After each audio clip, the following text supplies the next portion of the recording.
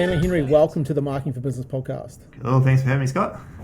Mate, excited to talk to you. I love talking to marketers. I've been in sales and marketing for 25 years. I was working in the corporate world, then started my own gig, built and sold one business and building another one. And I love talking to marketers. So thanks for coming on and sharing your wisdom because look, I've been following you a wee bit on LinkedIn, and my team has given me a whole bunch of notes that I've got to cover with you today. So I'm looking forward to having a chat. Love it. Thanks for having me. No, I agree with you. I love talking to marketers. I love talking to people who are in business with marketing too, because they get my world and they know all the pains and all the things I'm talking about as well. Excited to be here. It's what does marketing to you then? Let's kick off with that. Well, that's the biggest of questions, isn't it? That's $1 million question.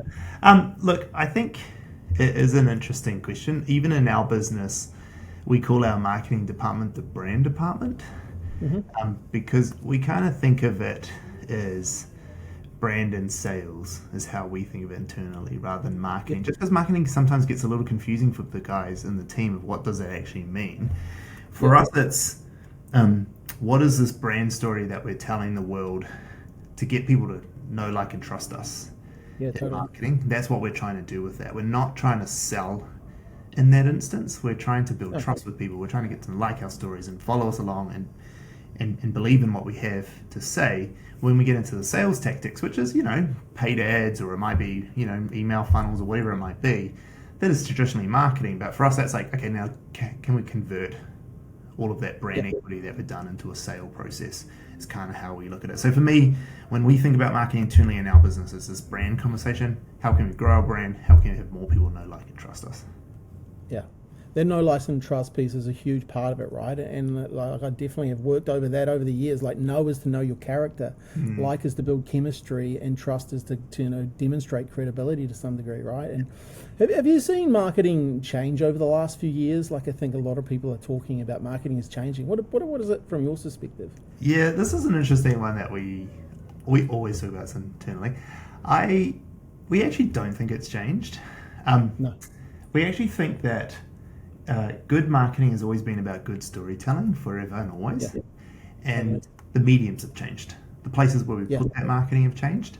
And the way that they're used have changed. Like, for instance, like social platforms and their ability for the way the algorithms work for discoverability. I mean, that was never a thing even 5 years ago. So you couldn't just put up a video and get 10 million views because it was a good video. So that sort of stuff has changed, which is the new thing. But actually, the videos that get 10 million views now versus the ads that used to perform really well 5-6 years ago, they all just told good stories. All the ads we remember, the undies, togs ads and all these sorts of things. It's good stories and a good laugh and a good thing. They're good ads. They're good storytelling. Yeah, so I actually don't think a lot's changed, just the medium of which we put them on. Yeah, totally. And getting people to remember you so they know, like, and trust you, right? One of our clients is Novus New Zealand, so show us your crack, people remember that, right? And that's just part of it. The Toyota, the bugger ad, everyone remembers that, right? It's a time and place that people, and I think, what do you think? What do you then say to the frequency of that then? Like, are we getting overexposed today? Like, what's your take on that?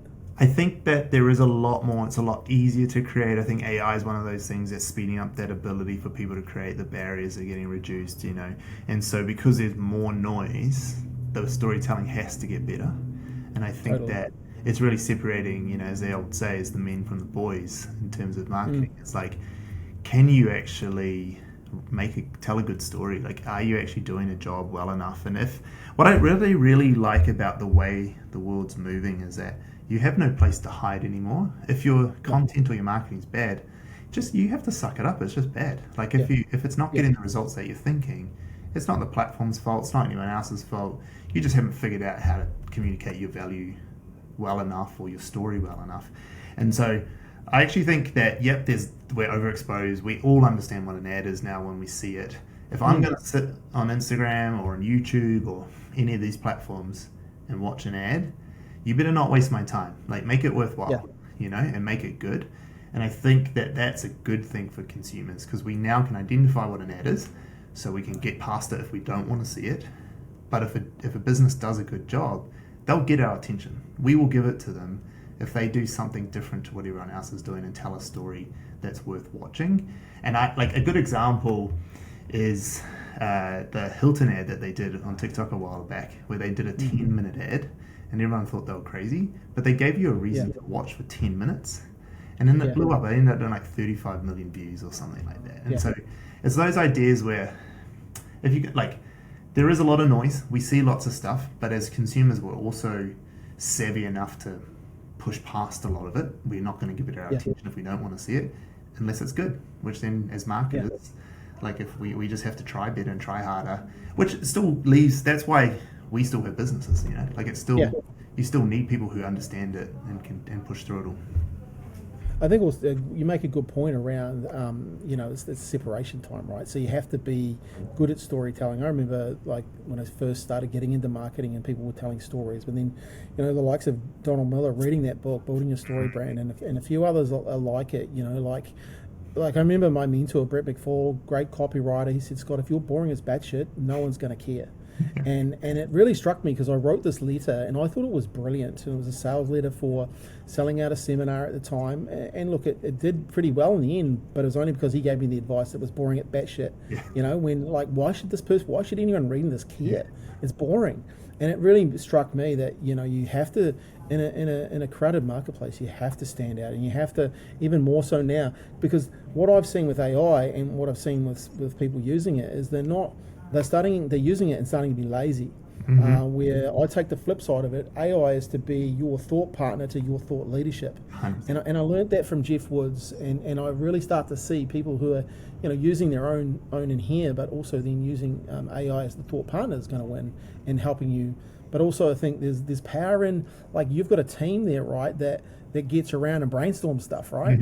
And I think that's the power. Like, I've got that as well, and I love that, So tell me, talk me a couple of through those processes and what you do with your team to come up with great ideas.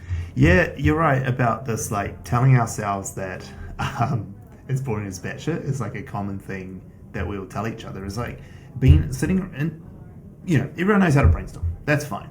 What I think is more important is how to give good feedback to each other and be able to like critique ideas really well. We spend a lot of time on understanding how to accept someone's idea, like let it onto the table, put it on the whiteboard, accept it for what it is, fully, not to dismiss any idea, allow it its time.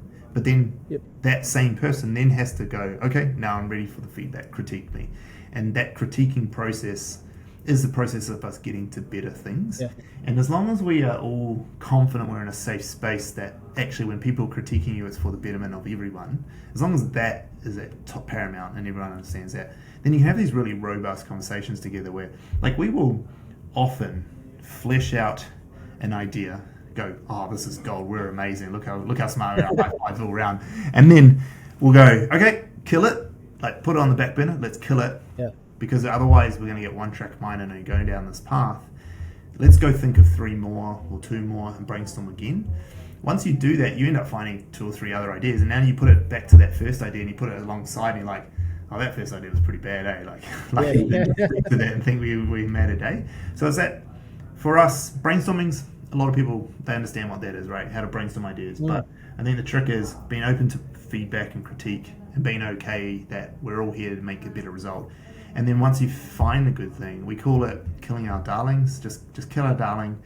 Okay, it's done. Park it to the side. Let's go next phase. What else can we get?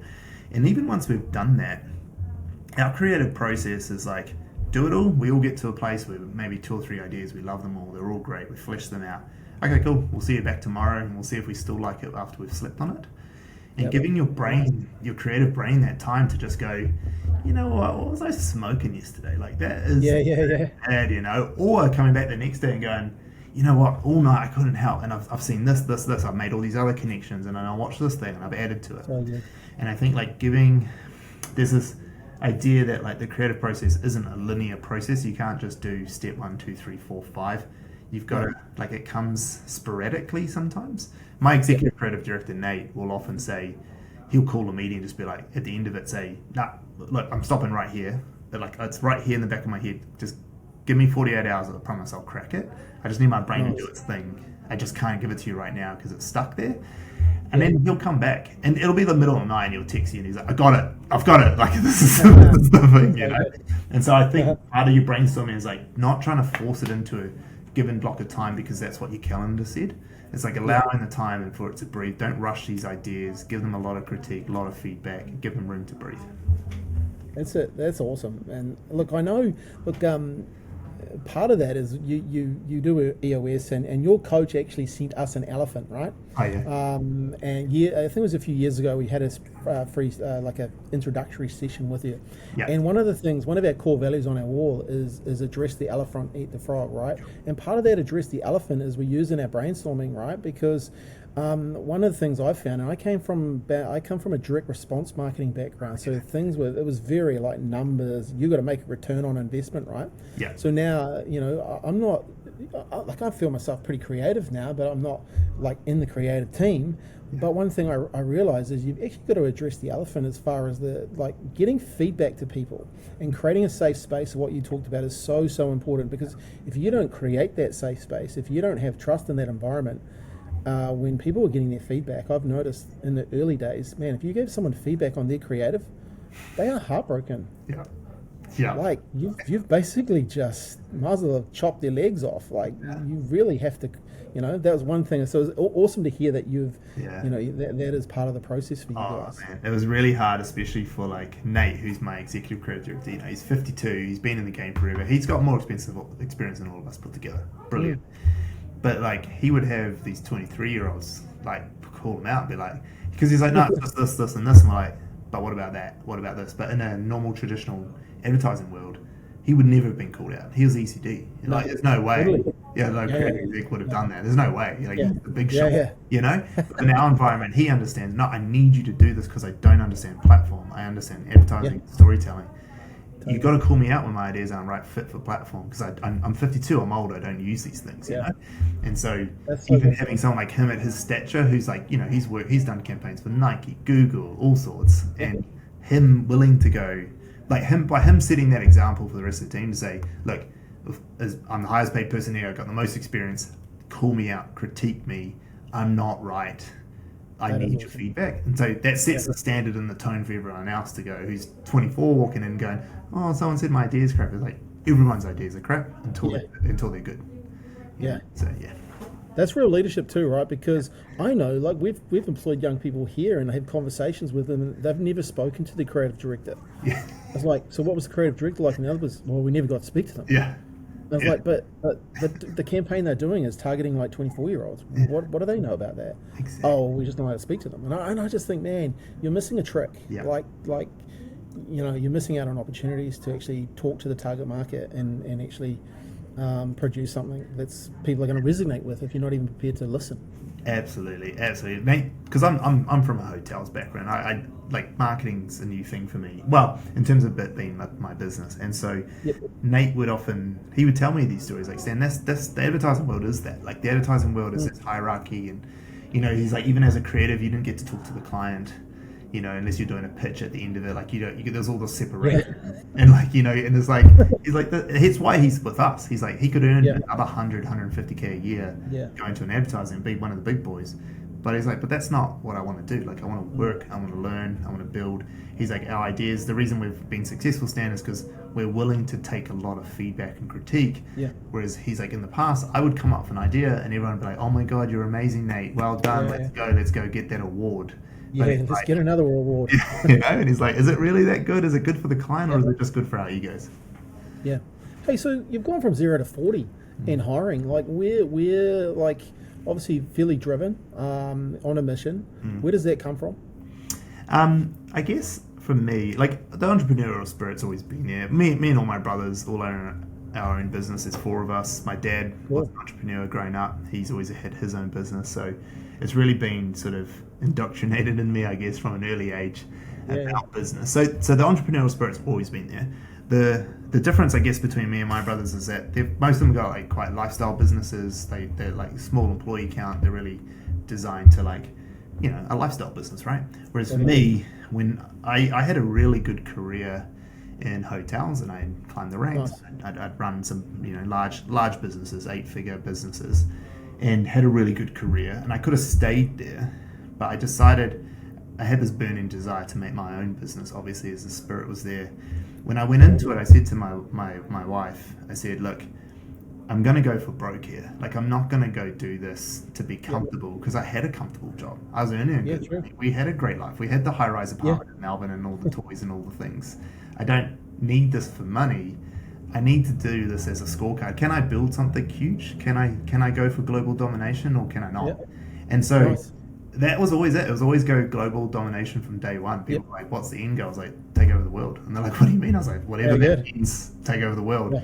And so like our BHAG as part of our EOS is to get 10 billion followers across all of our socials that we have. Brilliant.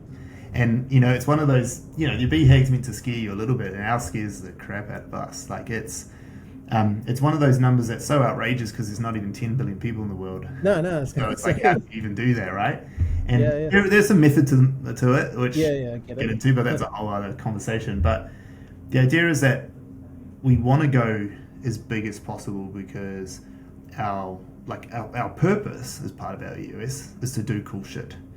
And we believe that if we can build up this follower, build our awareness and our brand, it's one, selling to the audience what we do as a business. We do the thing we do for ourselves, what we do for you, so Yeah. we can do it. It also, when you've got that much attention, you can essentially do whatever you want because the business is coming where it is, you've got communication with everyone.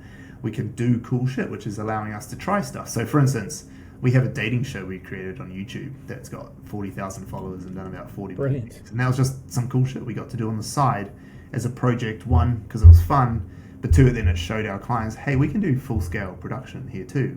We don't just make TikToks, we can make a full-on TV show, 40-minute Nice. episode, right?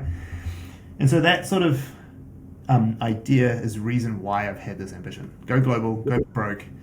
We grow big enough, I can do whatever I want. My reason for getting out of bed every morning isn't to go make a bunch of money because I had a good career. My reason is Yep. to do cool shit, do the stuff that I'm like, hey, this would be a fun idea. Let's give it a crack. Nice. Yeah. And that obviously because of that you just have a crack. Where does the thinking big and the challenging the norm and challenging yourself, where does that come from? Like, have you read a lot? Have you built? Have you gone and done some personal? Because I look at most of the successful business people I know have, they know this in between here is the biggest thing that matters, right? And they've really worked hard on themselves. And I think Jim Rome said it best: work harder on yourself than you do in your job. And a formal education will make you a living, but self-education will make you a fortune. And is that where you've gone? Yeah. Oh, absolutely. Like, I am a big avid reader. I've always read a lot. Yep. Almost all my life. I read probably at the moment. I'm probably averaging like a book a week. And look, Do you read or audio? audio. Yeah, I do audio Yep. books. I Yep. do it at the gym or on a run. Is typically Nice. where I read. I probably 80% of it is some form of non-fiction. Typically at the moment, like a lot of business Yep. books, storytelling books, personal development, things like that. Yeah. Are you reading to learn or reading to implement? What's your where you at with that? Yeah, it is about learning rather than implementation. If I find something that I'm really interested to implement, I'll go down a rabbit hole and I'll find out the Yeah. things. And typically at that stage, I'm probably hiring an expert at that point to Someone help to me do it. implement, like Yeah. EOS, right? Like I went and worked Yep, with yep. Deborah to find that because I am also, the old who, not how concept. I'm going to go Amen. find someone who can help me, right? I've got enough on my plate to go do another thing. And so it is definitely that. But I read to sort of cover my blind spots, right? Like we don't know things, we don't know what you don't know. And I think that you're right in that a lot of my motivation and drive comes from like finding out all these things I didn't know and be like, oh wow, that's a thing that people do. Gosh, why aren't I doing that? That's something more I could do, or that's something more I could implement into my business. So I typically read a lot. Most books I read, you'll take something small out of it, but a lot of them are like forgettable, if that makes sense. Totally. It's typically at the time the book resonated with one particular thing, which found me a blind spot I didn't know I had, or it gave me the solution to something that had been in the back of my mind. And then I'll use that to go do a deep dive and go further and try to figure out some more and find the right people I need. But yeah, like I read a ton. Like my own development is crucial. Like I always watch. I don't watch TV. I watch YouTube. I watch. Yep. Totally. Like my YouTube is the nerdiest YouTube you'll ever find. If you look at the subscriptions, it's all sorts of nerdy stuff. And I am like my favorite thing to do is to learn. and grow. And if you look at our business and the way we structure it, like the over indexing of coaching and growing and education that we do inside of this business, just because that's the cool shit I want to do inside the business, is to learn and grow. So we do way too much, like to the point where the guy's like saying, can we just have that time back to do some client work? Like that's how much we do kind of to it, because that's just something I really enjoy as part of it. So you're right, like it's definitely, I take a lot into myself about learning and growing and developing, reading, watching. Strengthen your muscle to execute though, right? Like you now can take that mindset and you take your ability to take risks and you wrap that around with what you want to achieve. You become, you've become someone that you are a force, right? And you want to be there. Yeah, exactly. Yeah, absolutely. Yeah. So let's talk about the torch on leadership then, because I know we have a common theme around EOS and the Entrepreneurial Operating System. I want to talk about your leadership style and also what have you learned.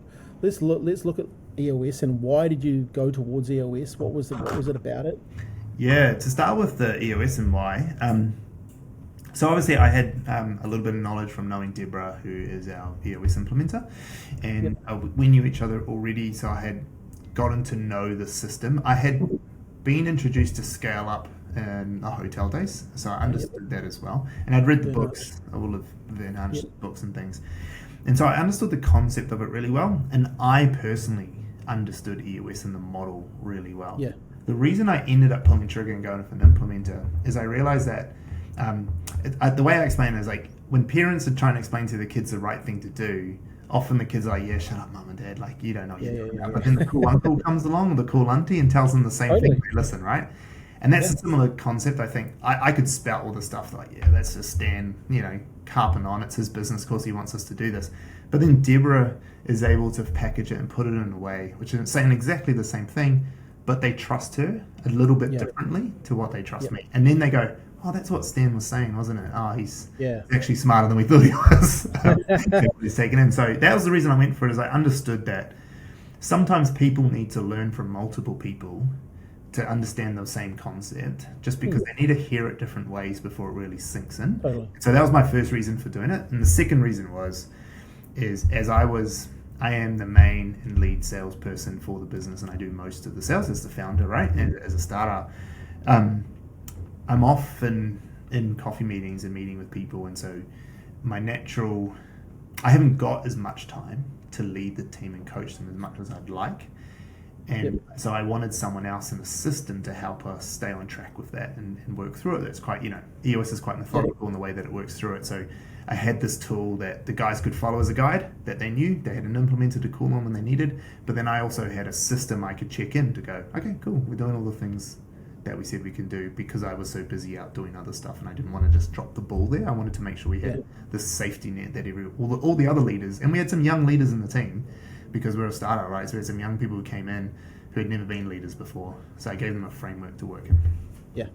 That's the coolest part about it, right? It gives you a framework to work through, and you can actually grow leaders. The reason I looked at it and wanted to bring it into the business, I read Traction and thought this is amazing.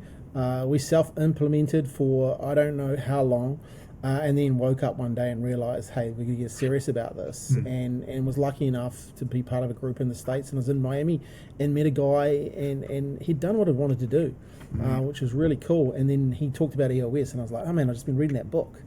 And what I loved about it was it's not about you, right? Like it's about the bigger picture, and you could really take your skills, but also their skills, and actually grow leaders. And I think that's a gift as well, right? Like to be able to the ability to bring people through and grow them into leaders. I think it's just such a cool thing. It's one of the gifts of business, I believe.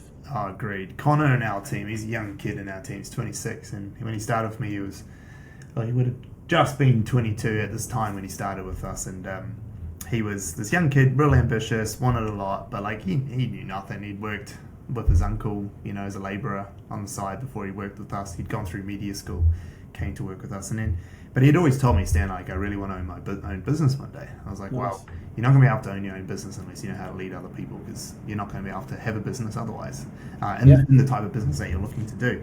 So when we first implemented EOS, he was one of the core reasons I did it, because this gave him a framework to work within.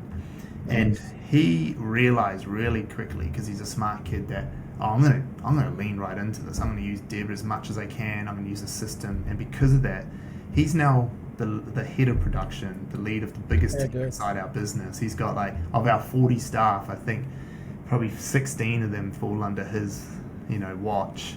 And because our production team is one of the biggest parts of our team, right? Because of all the content we're making. And so he leads that whole team at 26. Some of the guys in his team are 45. And they constantly talk about how great of a leader he is. He's constantly getting talked about. Man, he's so good. He's so good to work for. And all he's ever done is taken the framework EOS has given him and just used it and did nothing. He hasn't had to do anything else, because he's like, no, it's all here. This is telling me what I need to do to make sure my team can get what they need done, and I'm here to support them where they need it. And I think the framework, when you go through it, it makes you, leadership's not really about you to some degree, right? It's about, we do a number of things inside the business, and this year our theme is own it, elevate it, celebrate it. And one of the things we have on a Wednesday is an own it moment. And I can indirectly tell you who the leaders are by what they say in that 45-second session. Yeah. And the own it moment is it can be about you, about your team, or about someone else. And all the leaders mention the team. Yeah. They never mention themselves. Absolutely. And it's like you could just spot them a mile away, right? Yeah. And they might have only been there 3 weeks. Yeah. But they're already talking about other people. Yeah, absolutely. We talk about that a lot in our team. One of our three values as part of the US model, but also just as a team, is where it's very attention seeker for us. It's dick growth challenge, which is don't be a dick, grow or die, or challenge the status quo. But it's a real easy thing to remember. Sorry, what was it again? I missed that. Dick growth challenge. Nice. Which is don't be a dick, grow or die, and challenge the status quo. But don't be a dick. The way we define that was don't be a dick. It's not about you. It's about the team. It's about all of us. What's right for us as a team is what's right for this decision. And so often when people are talking in that first person of I or me or this, they're often called out a lot by the rest of the team, saying look, I get that that's what you want, but actually this is what we all need to make this work, and so you need to pull your head in, and we got this real, we talked about feedback being a real important part of our business. If people who first come in and start talking me, I, they quickly get pulled in line by the rest of the team, hey, that's not really how we do this here, because we're all in here for a common goal, and if we all want to go off and do cool shit, then we all need to band together to do this part. And so so you're right, talking about me, my team, my team, our team, we, us, instantly shows you that you've got a leader on your hands. We talk to all of our team that just because you don't lead people, you still lead yourself. You still need to be a good leader in the community, in your life, in business, everything. So the leadership principles apply to everyone, not just the people who have teams. Everyone has to abide by the leadership competencies. Yeah. And that's a great thing to share with people. You actually lead yourself. Yeah. And I guess, from our perspective this year is own it and elevate it, Celebrating it's a given, because we will celebrate it. One of our core values, what we've put into the Hall of Fame, is celebrate your victories. So we're going to celebrate it. Don't worry about that. But I want you to own it and I want you to elevate it, because, whether you're a team or not, you're there to lead, For sure. Hey, so talk to me. One of my team wanted to ask about decompression week. Yeah. So one of the unique things you guys do, a decompression week before Christmas. Talk me through that, and how did it come about, and what's the impact been on your team? Yeah, cool. Well, I'll premise this conversation with Scott. Be careful, because it's going to cost you a fortune if they ask you to. So just be careful here about what you take from this one. But edit this part out. Yeah, it's something we started early on, and we literally year 2, when there was actually staff and it wasn't just me and my mate's spare bedroom anymore. It came from the idea of the Saturday briefings at Walmart once a month that they do, and so Walmart, since forever, has done once a month, every Saturday morning they'll do a full company-wide briefing, and they got 4 million staff. So everyone's entitled to come to it, and they've had presidents come along and do a briefing. They've had famous people come along, Jim Collins has done stuff. People have come along. I think Jim Collins. Don't quote me there. People like that anyway, of that caliber, have come along and briefed in the teams. And so it's become this tradition that happens all the time, and it's like it becomes a bit of a law of the company. Nice. And so I always thought like traditions are important. They're important for uniting people and making people feel part of a collective. And so that was the first step. Okay, what are our traditions? What are the things that we do that become law, become part of our DNA? And then the second part was this idea when I used to be in hotels and I was a GM, I was a workaholic. I still am, I still was then, and I'd run 120% all day long. And then I'd go on leave at the end of the year or whenever it was. I'd work right up to the 11 p.m. the night before. I'd go on leave and I'd get sick. Instantly get sick. Totally. Every time, without a doubt. So my 2 weeks leave turned into 1 week of being sick, 1 week of leave. And so I read some books about it, about how, well, it's a normal thing and stress and everything that comes along with it. Yeah, totally. The body is able to hold back the sickness.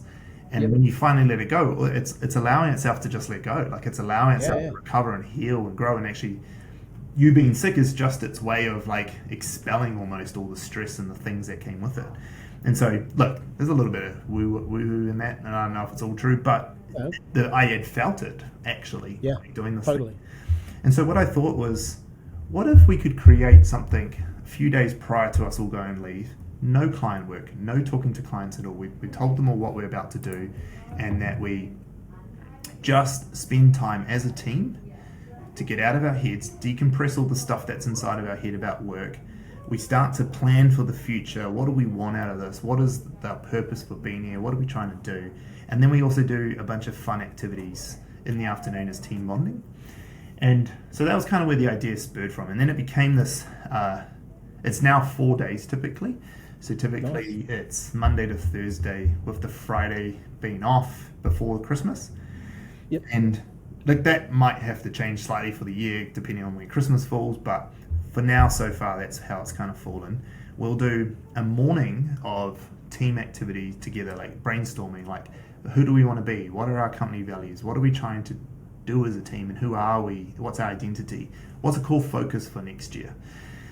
And we'll spend the morning doing that every day, Monday to Thursday. We'll do about 4 hours of that. And there's a lot that comes out of that. Our core values came from that. Our leadership principles and how we want to guide ourselves came from that. And so we have all this stuff that gets developed in that year, which sort of sets the tone for the year ahead. Then we have lunch, and lunch is bought and paid for by us. We eat together. Coming from a hospo world where family dinner and service was a big thing, but also as a Pacific Islander, like eating with family and communal eating is like a big part of my culture.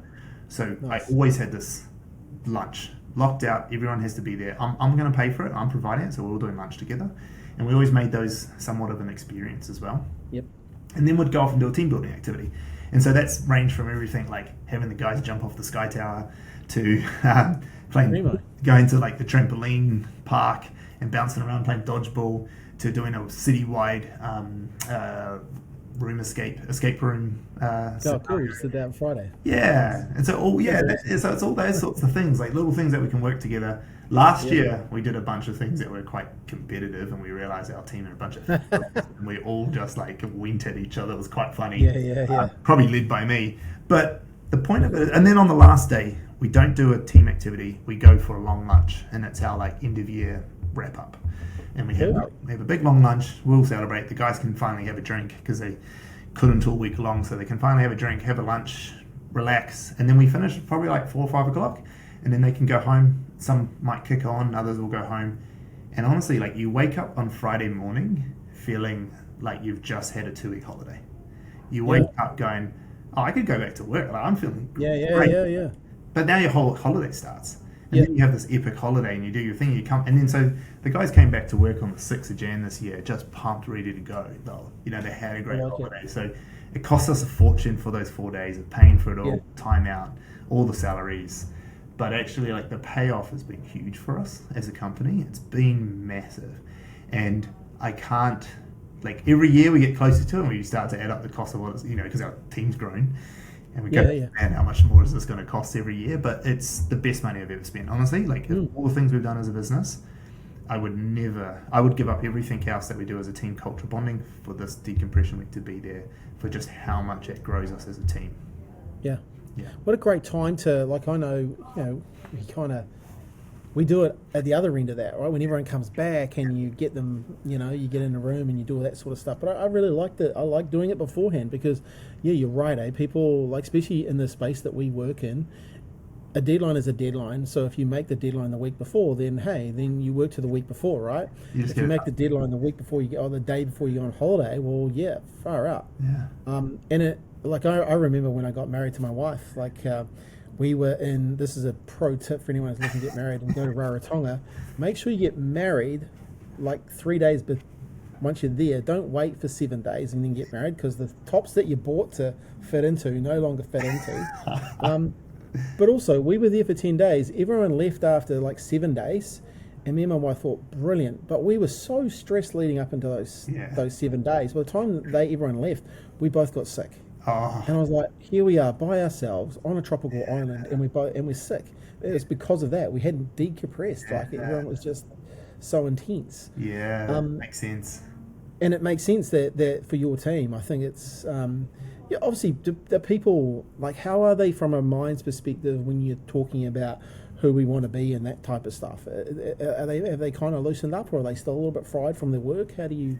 No, so we, I think it takes the entire week to get to the point that we need to be. So I typically start off a little bit on reflection, sort of like where have we come from, where have we been, and they can talk through Yep. it a little bit. And then we slowly take them where we want them to go. So the first day, I always understand it's going to be pretty hard. They are going to be a little bit scattered. Yep. But by the end of that day, they've gone, oh, I actually didn't have to look at my phone. I actually wasn't allowed to go onto my emails. It actually was all turned off.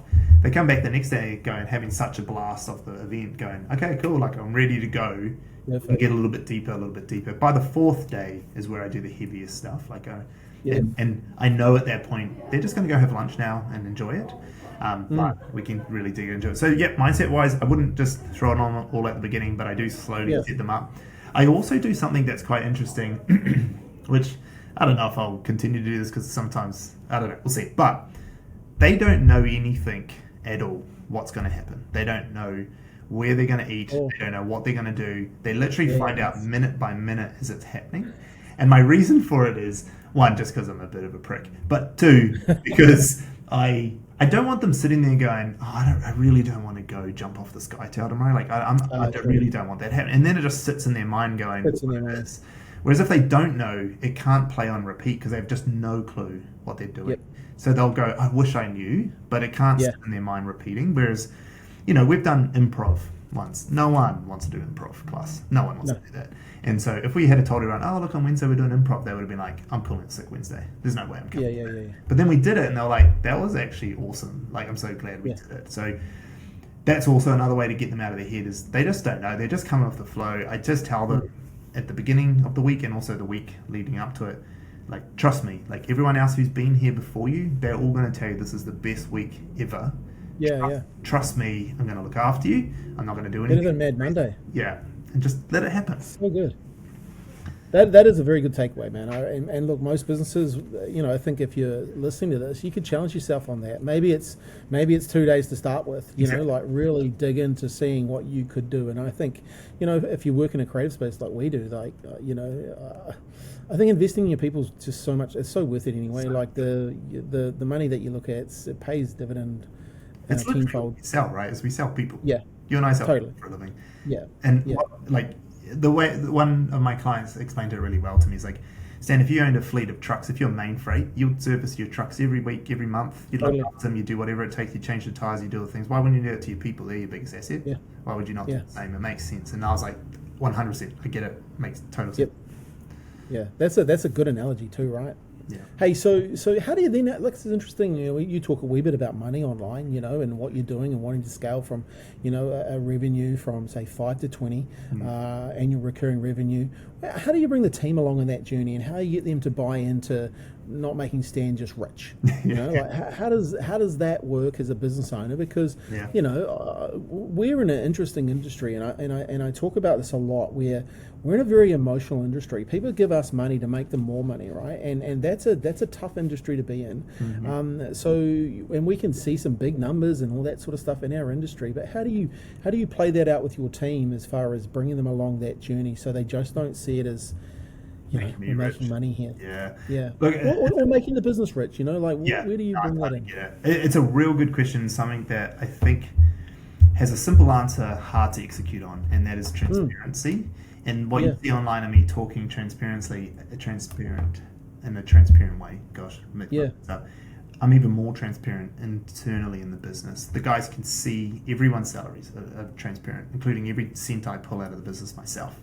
They can see every. They can see the access to the accounts if they want. They can see P&Ls. They can see everything financially. They know where the money's going. They know how little I've taken out of the yeah, business myself, and they understand that. Okay, yes, we know Stan's shooting for these big numbers, but we also know what he's doing as an investment back into us, what he's doing in nice. hiring people, what he's doing in making this environment for us be a better working space. So and actually what's really interesting is I am getting a pay rise this year, which is quite Oh, exciting, good. this next financial year, which is quite exciting. And when I was in the leadership team yesterday in our quarterly where we sort of talked about it, and I was like, I'm a bit nervous and blah, blah. And they're like, Stan, like, you've been paid the least out of everyone for 5 years. Like, you Yeah, yeah, know this, you deserve this. So they know I'm not just this guy milking it. So I think that's a real yeah, key bit. And then the nice. transparency piece on top of it also allows them to understand the financials. They understand the business. They understand we're here to make Yeah, a profit. And that actually, if the business is healthy, then their job's more secure. That gives them places yeah, to grow. That as we've grown as a team and my investment in them, they've been able to grow their career and stuff like that. So we yeah, just like sort of flipped it as like the business growing means you guys get to grow. And you yeah, can see that I'm actually reinvesting this into you all. That I'm not just taking big dividends out because I'm true when I said it to the team. Like, I'm not here for the money. I made good money. mm, Like that, if I wanted to make it easy, good money yeah, life, I would have stayed a GM. I had it good there. So yeah, yeah, that was a real good way to buy them into it. The transparency thing's pretty hard for people to get at beginning because they feel like they are finding out information they shouldn't know. And like when I share the P&Ls at the end of each month or anything like that, they're like, yeah, are we allowed to know this sort of stuff? This is pretty, like, we've never seen yeah, this before in any of the business we've been in. And I'm like, well, if you don't understand why we're all here, as in a business is here to make money, then why are we here? Like, why are you yeah, here if you don't understand what we're here to do? We're not just here to make mm, clients great marketing. That's something we do. But yeah, actually, if this business isn't profitable, we can't continue to grow and do cool shit. And some of that means we can't end up helping our clients because we're not yeah, going to have the money to pay for all of you guys to do the thing to help them. So actually, our clients need us to be profitable. yeah, We're not. We go out of business and they lose their marketing supplier. So like all totally. those sorts of things come into play, and then they get it and they understand. Okay, cool. We're Mm, here to run a business. We're not just here for a job. We're here to help build something more than ourselves. yeah. That is an awesome way of giving them that transparency too. And look, I tell my team, hey, our clients want us to go well. They want us to make money because we do a good job for them, right? And I also know that we want to be around, Yeah. you know, and you've got to actually make this a success because we want to employ more people. We want to help more people, and we can't do that if we're not making any money because it just doesn't stack up. But it's a real mindset shift, and I know myself personally, I have started to teach over probably the last 8 years of having this business, teaching people about money. And I've taught my staff about money, how to keep the money that they get, how to invest the money that they get, and that's been a game changer for the business, but also a game changer for the people in the business.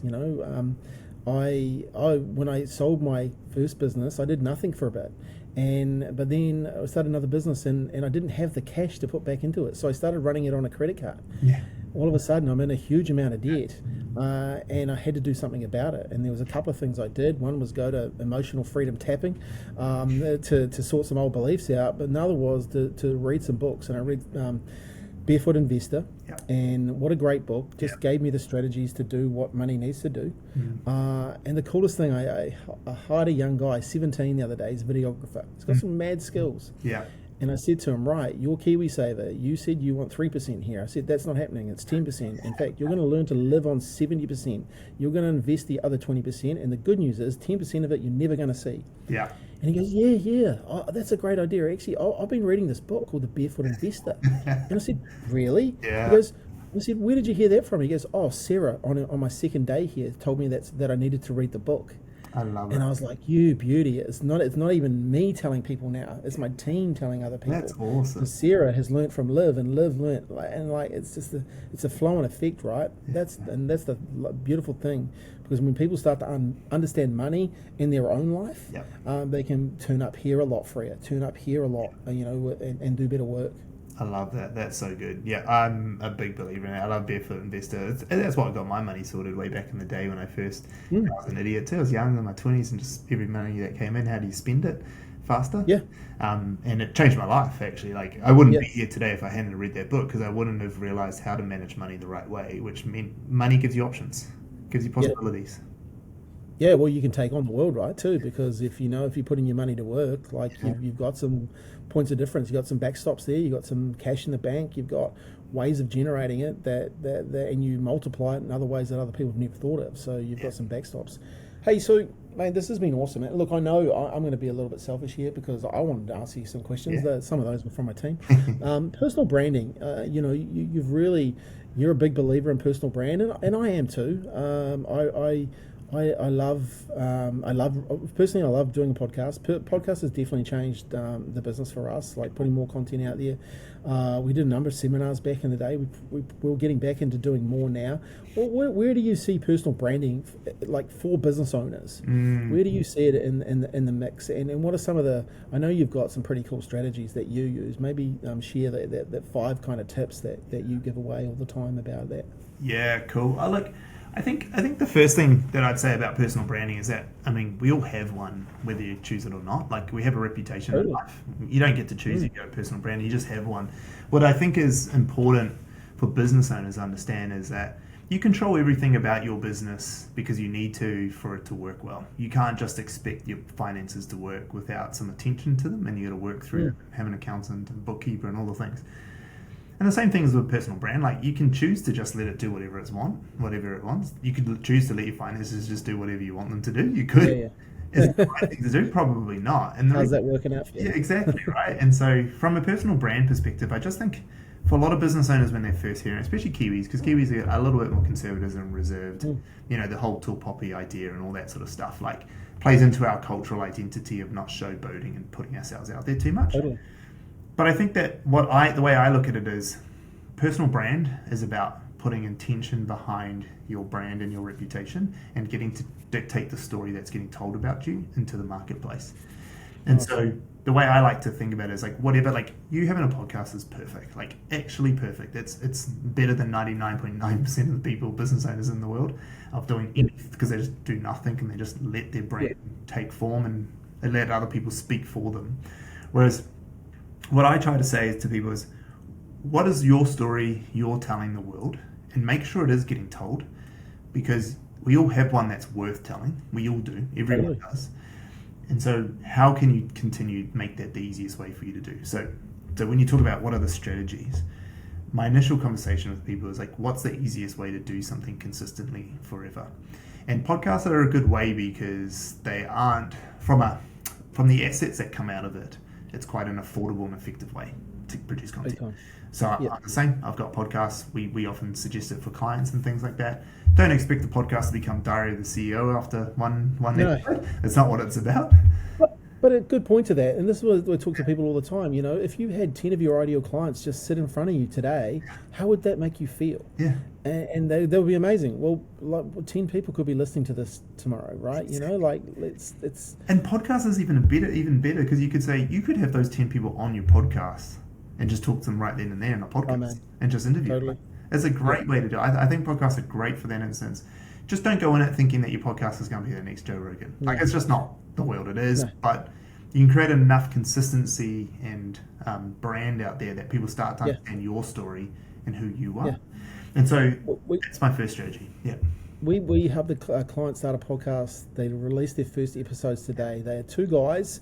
Yeah. One came from an accounting background. One has been in business sales for 30 years. They're a business team together, and they help businesses sell businesses, man. And they've created a podcast. And seriously, like, their content is so good, because they just have that mountain of knowledge and insights that they're sharing. And I said, guys, just sit down together and talk about stories. Yeah. and like it's going to blow them up. Like they're gonna get people, the right people are going to turn up at the right time for them now. And look, they already had a good flow, but this is an outlet for them to create more content and tell their story. And that's what I like about you. Tell your story. Don't let anyone else tell it. 100%.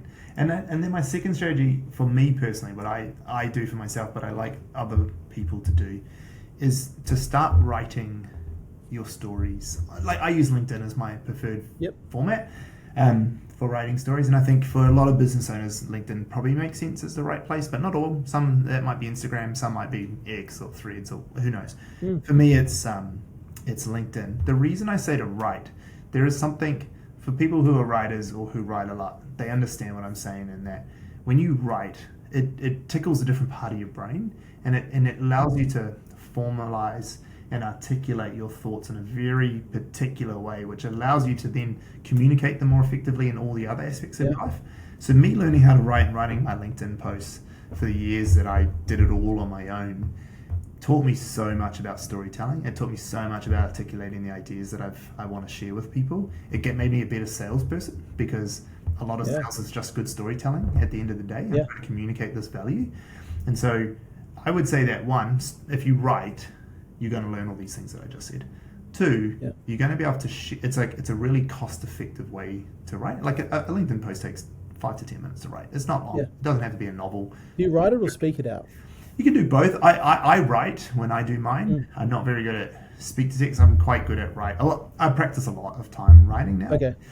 However, these days, probably 80% of my posts are written by Charlotte, who's my head of copy. She interviews me twice a week. She asks me questions. I say the thing to her. She just essentially takes the transcript and turns it into it and like cleans it up for written. And she knows the way that I would have spoke it or wrote it. So she helps me now to stay consistent on it. But originally that was always me. And then that typing taught me a lot about how to articulate the value that I've got. And so I think like even just those two strategies of putting out something consistently to own your own narrative, whatever that story is. Is it a podcast? Is it something? But then also learning how to write. I think writing is a undervalued skill for a lot of people. A lot of people talk about video being the biggest thing and all this sort of stuff. And don't get me wrong, I love video. We make lots of it. It gets most of our views. But my LinkedIn posts, to put it in perspective, I probably do about 3 to 4 million views a year on LinkedIn on my written posts. Our videos probably do somewhere like 350 million views a year. My LinkedIn posts are probably responsible for 50% of our business. Brilliant. Right? So it's just... So you built that know, like, and trust, right? Exactly. They know it's me. They know it's in there. They can tell by the stories I'm writing. They can tell by it being my personal profile. And so, I mean, look, there's an argument to say, I don't want all my business falling on my shoulders. And it's like, there's ways to diversify that. And I have done with the attention seeker. But actually, like, while I'm still ahead of this company, why would I not leverage this brand that I have to do it and grow it? And also, I now have an asset if I go do another business that comes with me. It's my personal brand. Yeah. It's your personal brand. I notice you do put a bit of work into your images that you take, like that. Does that help? Like when you're putting the post on LinkedIn there, like not really, to be honest. You just snap a photo. I think photos are important. I think we don't. It's that real part, right? And I think like we're moving into that era where people are saying, "Oh, AI can do this, AI can do that," but I don't know. Like I just think some people just want to see real people. Yeah, I think the biggest the reason I do photos is less about the interestingness of the photo or whatever. It's more because I want people to recognize my face. Humans make really strong connections with people's faces. It's a thing that we do. We see faces everywhere. So I want people to connect with my face a lot. It helps with them know, like, and trust, where they can see my face. And then I do a lot of stuff out in the community. Like I'm always at networking events. I'm always going to events. I'm always out and about. So then people see me and they're like, "Oh, it's Stan. Like, man, I read all your posts and blah blah blah, whatever it is." So they can build that parasocial relationship with me because they see the face. So that's why I use images more than anything else. I would prefer that I had a bunch of candid shots and selfies and things. I'm just not that way inclined to sit and take selfies of myself. No. And so we have either at events, we get a lot, we always got a photographer for us to take photos at events, or I'll do some photo. I used to do a lot more photo shoots, so I had a library. But I'm sort of nervous there because I don't know if they're the right photos to use. Why they are right, because they hit my face. It's a clear shot of my face, and that is really important. Nice. I like it. Hey, so what's a gift that business has given you? A gift Yeah. in terms of like a gift of knowledge? No, the way you show up or the way you are as a human. Oh, that's a hard question. Can I give you the answer that I see in you? Like I think the gift that is given you is your ability to in a world that is it is definitely from talking you've been able to glue together a bunch of people, right, of all ages, and I think your ability to see the bigger picture but bring people into those pictures and let them see themselves in those pictures is a gift that it's given you. And I really believe, just even from our conversation 55 minutes now, hospitality was the gift that gave you that. Because in hospitality you have to be hospitable. You have to interact with people, from the people washing the dishes to the person who's the head chef, to the lady who's cleaning out the rooms and stuff, right? So you're very relatable to people, and I think that's a gift that you've learned from business, which is holding you in good stead, owning your own business now, right? So that's pretty cool from what I see from an outside's perspective. No, thank you. And like, yeah, I would agree. I would agree. Hospo is the cause for that. 100% Hospo is the reason. I hire a lot of, when I see ex-Hospo in the CVs of people I hire, Yeah. it's always a real green flag for me that, okay, these people have got something. Yeah. I think that we as a business, we don't make like content, being the best content creators in the world or best social media company in the world isn't actually the thing that we should strive towards, because it's actually almost impossible and it's subjective, and what does that really matter? Are we ever going to be better than Mr. Beast? Probably not. So are we actually going to be the best? But what we can be really bloody good at is this client intimacy piece and this customer service, that we can do what's required for our clients. We can be the best when it comes to service with them. It's why when you walk into our office, the first thing you see is a cafe set up with a coffee machine and this inviting hospo sort of feel, right? That the biggest complaint I get from people when they come to the office is, man, I've been asked for 8 coffees since I've been here. Gosh, like, has anyone got anything else to do but make coffees? And I'm like, good. I'm going to ask you a 9th time. You know what I mean? Because like it's that hospitality of making sure you're looked after, that you're never left alone. We had our opening night the other night for the new office we're in, and the feedback I was getting from people was like, man, this is like what I loved about this. Like, everyone's so friendly. Like, they grab me. I've never been left alone. Like, I've always had a drink in my hand. I've always been looked after. Nice. And that's a throwback, obviously, to my hospo. But it's to what you say, is that like making people feel respected and cared for and looked after, I think, super important, and it's something we instill in the business a lot. And you're right, it is a big takeaway for me and what business has given me as a person, because it transcends just business. But it is also what I'm giving to my team to help them. I know, like, the old boys who come into the business are like, oh, bro, no one's doing this in advertising. Like, you're like looking after people in advertising is taking them out in the piss. Like, that's not looking after them like this. This is another level. So good, so good. Hey man, I really appreciate your time. I know you've got a meeting to get to, but I really have enjoyed this chat. Where, obviously, a silly question, but where do people get hold of you? If they can't find you online, we're in trouble. Yeah, well, that's probably it. I mean, yeah, look, Google Stanley Henry or the Attention Seeker and you'll find us. LinkedIn's probably the best place to follow me. Instagram's probably the best place to follow the company to get a vibe for it. But yeah, no, thank you, Scott, for having me. This was a great chat. It was a nice difference to talk about. I've got one more question. I want to know, what book have you been reading around stories to get your head around writing better LinkedIn stories? That just came up in my head. Writing better LinkedIn stories. Interesting you said about Donald Miller, the story brand, before. The reason I bring that one up is there was something I got out of that book that I felt really silly I didn't know before, and it was the making your customer the hero of the story. Yeah, cool. And that bit was like I had talked about hero's journey and all that modeling for a while, and I just never connected.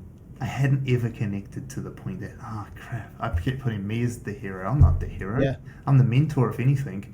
My client's the bloody hero. And that was like just such a light bulb moment for me in telling a story. Because we do it, but I didn't articulate it that way. I definitely articulated it as me as the hero. And so it completely changed my storytelling.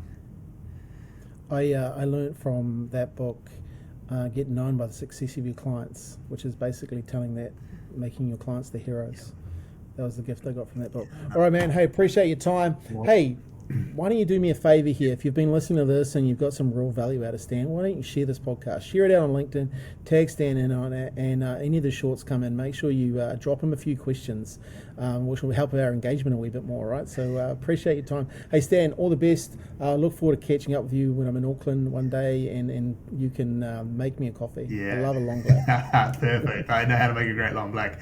Now, thank you so much, Scott. We'll see you. I'll hopefully see you up here in Auckland.